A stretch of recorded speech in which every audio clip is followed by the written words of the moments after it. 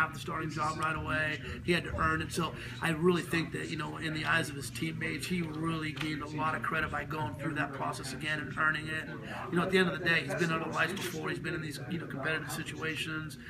He's learned from his mistakes of the past, and we got to continue to help develop him. And I think that'll be a big plus having him in the huddle. Tony, obviously you're first up. You go.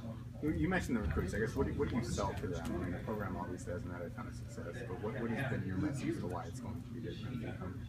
Well, first of all, it's a wonderful city. You think about it, I think there's a right time and a right place in every city. When you think about the city of Las Vegas, I mean, our population is now over 2 million people in Vegas and Henderson. We kind of consider that all Vegas, but we're up to 2 million people. You look at, all the success our young people are having in this town, from the Little League World Champs to Miss USA to, how many #1 draft picks we had in Major League Baseball. You got a high school national championship team. Our young people in this town are doing great, and the town is becoming not just the town's bigger than Las Vegas Boulevard, but we love that part of it. But at the same time, it's the right time and place for UNLV to be successful. I mean, the community's dying to jump on and support this thing. Whether it's our football team or our basketball team or baseball, you name it. People are excited. They're genuinely excited. So when I go out and I'm talking to recruits, I'm talking about a wonderful town. I'm talking about a university of 27,000 students.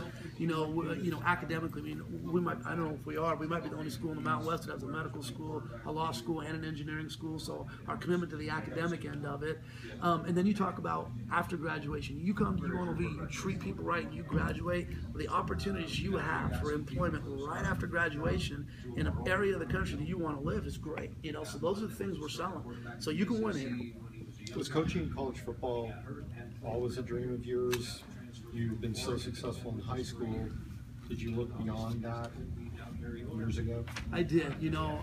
Obviously I had a real short stint in New Mexico State as an undergrad assistant, and then partially through my career, I was offered a 1AA defensive coordinator job, and it was funny. We were all set and ready to take it. I was at California High. House was unbelievably underwater.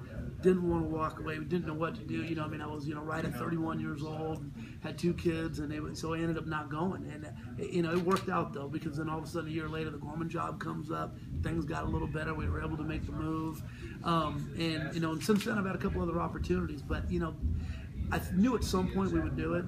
But there was things we wanted to finish over at Gorman. So it's the right time, it's the right place, and really, with all these guys in here, this is such a crazy business to be able to take this opportunity and not have to move your family. It's just an absolute blessing. So very, very fortunate that I got a chance to do this and to do it as a head coach. But then also not to even have to move my family. It's a pretty amazing thing. I think people on the outside look at that there's going to be this natural pipeline from Gorman right into UNLV campus. As a coach, obviously, you've got to keep a larger scope than that. How do you view people's perception of that versus what the reality is? Well, all of a sudden now our reality is the same as a lot of the schools, sitting here in this room. You get those top-tier talented guys that are being recruited by Pac-12 schools, and, SEC and Big 12. They're all coming to Vegas. So, beating those guys is tough to do, but you got to win. Got to win some of those battles. We got to be able to do a good job of being competitive against Mountain West teams and keeping some of those guys home. And I think that's why we got to focus on certain regions, the state of California, Arizona, Utah, Hawaii, Las Vegas, and we've always had success in Houston. We're really going to knuckle down and, focus on those areas. I think, we're attractive to kids in those regions. I think it makes a lot of sense geographically, so that's where we want to focus. We already, we've done a good job, locally and getting out there and getting local offers out, so I think you're going to see, some more guys considering staying home and hopefully keep staying home. Tony, you're coming from a program that had Tate Martell. You've had Snoop Dogg's son at the program.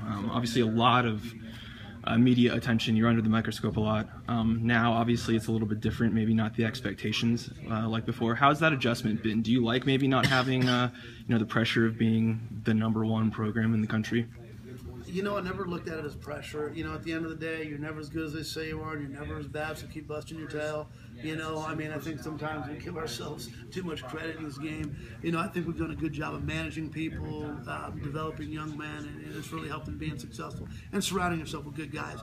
The pressure here, it's greater than that, because now it's not just one school you're trying to rally. You're trying to rally an entire city. You're trying to rally a program that's won 2 games 8 of the last 11 years. That's a big task, you know. But it's exciting. At the end of the day, I don't think any of us got into this business because we wanted to do it safe. You get in this because you're a competitor. You want to compete at the highest level, and that's what we're getting ready to do here. And we're getting ready to try to change an entire culture, not only of a football team, but of a university and an entire town when it comes to football.